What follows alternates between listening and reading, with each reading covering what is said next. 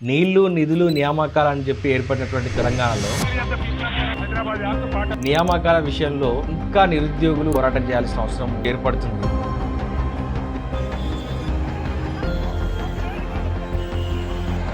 తెలంగాణ సాధించాలి, లేకపోతే మనకు బతుకు లేదు, యువతకు అసలే బతుకు లేదు అనే అంశాన్ని చెప్పడం జరిగింది.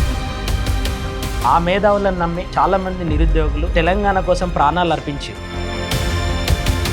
అటు బీఆర్ఎస్ ప్రభుత్వం కానీ ఇటు కాంగ్రెస్ ప్రభుత్వం కానీ యువతను మళ్ళీ మోసం చేస్తుంది.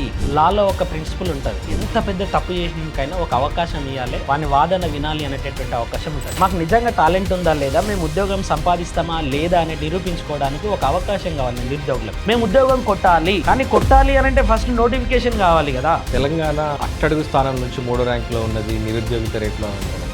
నేషనల్ స్టాటిస్టికల్ ఆఫీస్ వాళ్ళు దీన్ని ఎవ్రీ ఇయర్ రిలీజ్ చేస్తారు. నిరుద్యోగంలో తెలంగాణ 3వ స్థానంలో ఉన్నది. తెలంగాణ వచ్చిన తర్వాత మాకు ఉద్యోగాలు వస్తాయనేటటువంటి భద్రత కానీ భరోసా కానీ నిరుద్యోగులకు ఈరోజు లేదు.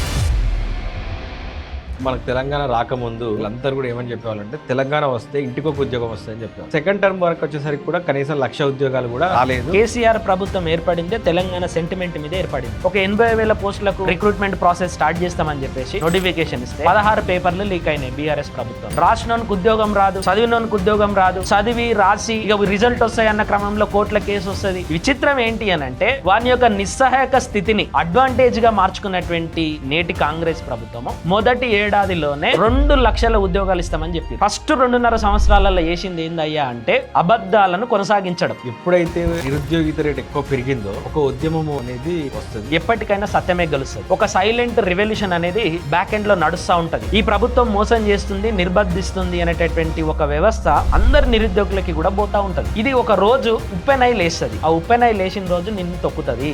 ఎవ్వనికి అధికారం శాశ్వతం కాదు.